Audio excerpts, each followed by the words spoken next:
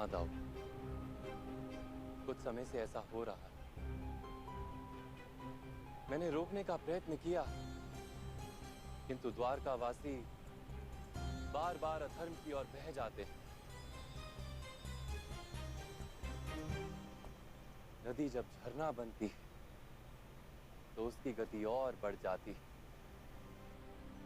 समाज भी जब अधर्म की ओर चलता है तो शीघ्र ही अधर्म में डूब जाता है। इस सब के लिए युधिष्ठिर दोषी है। उसने उस द्यूत सभा में अपनी पत्नी को दांव पर लगाया और अब समग्र आर्यावर्त में लोग उसी घृणित आचरण का अनुसरण कर रहे हैं। नहीं बड़े भैया, नहीं। दोष ना भ्राता युधिष्ठिर का है और ना ही भ्राता दुर्योधन का। दोष तो है उस धर्म का जो छल से बंध जाता है, छल के सामने अपने घुटने टेक देता है। वास्तव में वो परंपराओं का अंध अनुकरण है, धर्म तो है ही नहीं। अपना तात्पर्य स्पष्ट करो कान्हा।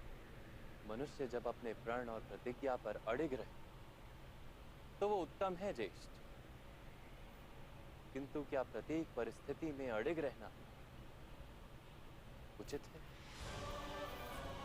उस द्यूत सभा में भी यही हुआ।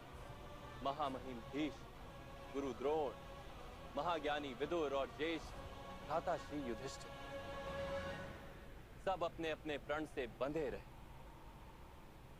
परंपराओं का अंध अनुकरण करते रहे।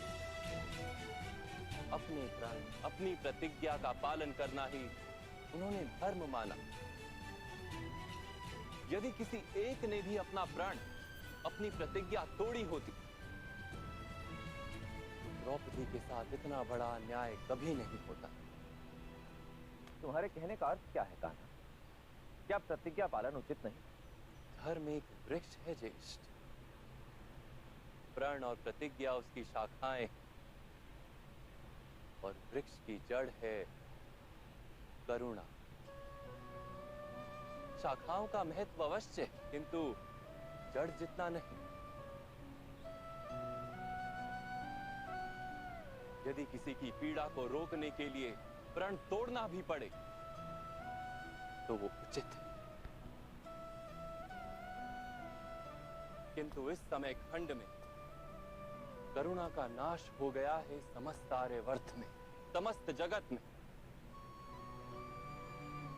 अपनी पीड़ा का मूल्य अपनों की पीड़ा से अधिक है और अपनों की पीड़ा का मूल्य समाज की पीड़ा से अधिक है। करुणा सूख गई है समाज में से।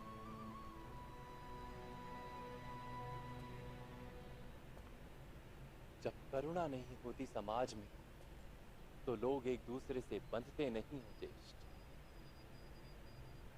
केवल अपने सुख के लिए जीते हैं। जो स्थिति आज द्वारका की है वही स्थिति समग्र आर्यावर्त की है। जड़ से छूटे वृक्ष की शाखाएं सूख कर लकड़ा बन जाती हैं, ठीक वैसे ही आज के समय में धर्म निर्जीव बन गया है। धर्म में प्राण फूंकने का समय आ गया है बड़े भैया। समाज को एक बार फिर धर्म का ज्ञान देना होगा।